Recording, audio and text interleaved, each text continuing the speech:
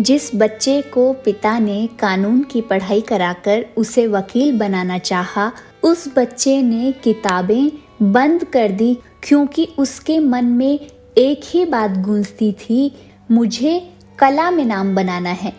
उस बच्चे का नाम था पृथ्वीराज कपूर। सन 1906 में पेशावर में उसका जन्म हुआ।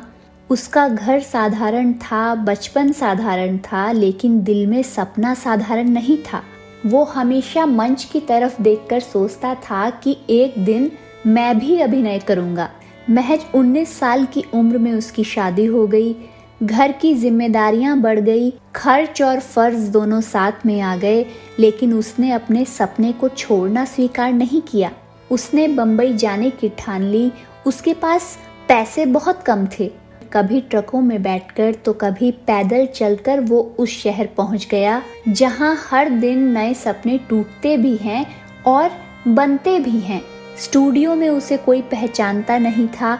गेट पर खड़े पहरेदार तक उसका नाम नहीं जानते थे। उसे छोटे छोटे काम मिलते थे, कभी मिलते तो कभी नहीं मिलते।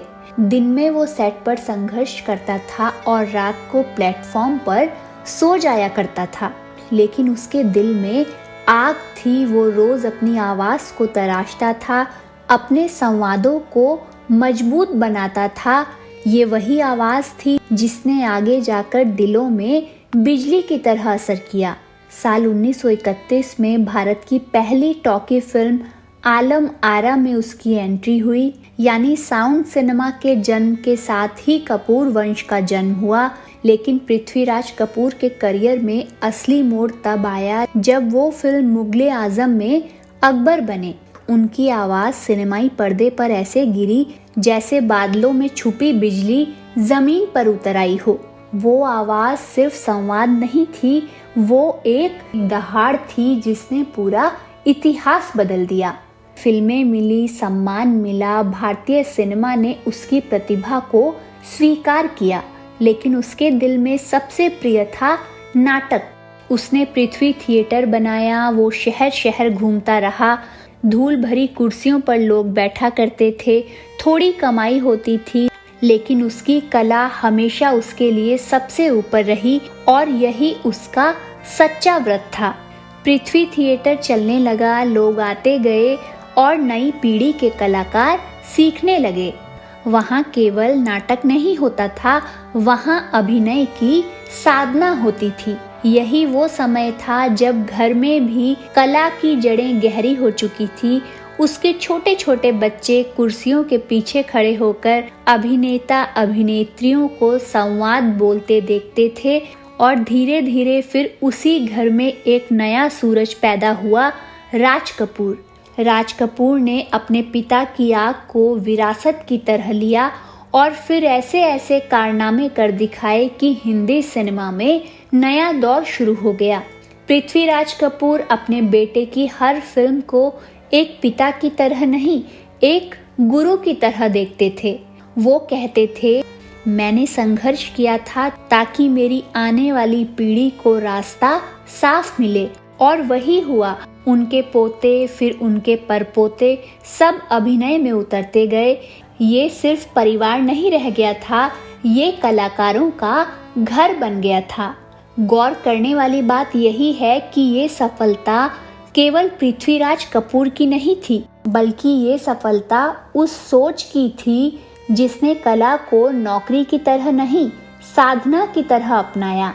उसकी दाढ़ी में सफेद बाल बढ़ रहे थे, लेकिन उसके सपनों की लौ अब भी जलती थी। वो थिएटर भी देख रहा था, फिल्मों का भविष्य भी देख रहा था और अपनी संतानों का उजाला भी देख रहा था। वो कहता था, जिस दिन रोशनी बंद हो जाए अभिनेता मर जाता है, लेकिन कहानी अगर अमर हो जाए तो अभिनेता को मरने की जरूरत ही नहीं पड़ती। 29 मई 1972 की शाम थी। उसका शरीर शांत पड़ा था। लोग आ जा रहे थे, सबकी आंखें नम थी और कोई धीरे से कह रहा था, एक युग चला गया। लेकिन सच ये नहीं था। सच ये था कि एक आदमी नहीं गया, बल्कि एक रास्ता पीछे छोड़ गया। उस शाम उसके घर के बाहर हवा बिल्कुल धीमी बह रही थी और ठीक उसी समय कहीं न कहीं किसी नाटक का रिहर्सल चल रहा था। कोई छोटा अभिनेता अपना पहला डायलॉग बोल रहा था। वहाँ तालियां कम थी, कुर्सियां धूल में डूबी थी और मंच पर रोशनी थोड़ी टेढ़ी थी, लेकिन वही जगह पृथ्वीराज कपूर की असली पहचान थी, क्योंकि मृत्यु सिर्फ शरीर से होती है, कला कभी नहीं मरती। और उस दिन उसकी सांसें भले ही रुक गई, लेकिन उसकी दी हुई चिंगारी आज भी हर नए कलाकार के दिल में धड़क रही है। इसलिए उसकी कहानी का अंतिम वाक्य यही है, वो गया नहीं, वो बस पर्दे के पीछे खड़ा हो गया। और अगर ये कहानी आपको हल्की सी भी छू गई हो तो याद रखिएगा, कहानियाँ तभी आगे बढ़ती हैं जब सुनने वाला अपना थोड़ा सा हिस्सा उसमें जोड़ दे। तो इस वीडियो को लाइक ज़रूर कीजिएगा, क्योंकि आपकी ये तालियां ही कला को जिंदा रखती हैं। कमेंट कीजिए, क्योंकि आपकी एक लाइन किसी और के दिल में चिंगारी जगा सकती है। और हाँ, सब्सक्राइब भी कर दीजिए, क्योंकि हम ऐसी अनकही कहानियाँ आप तक पहुँचाते रहते हैं। अलविदा।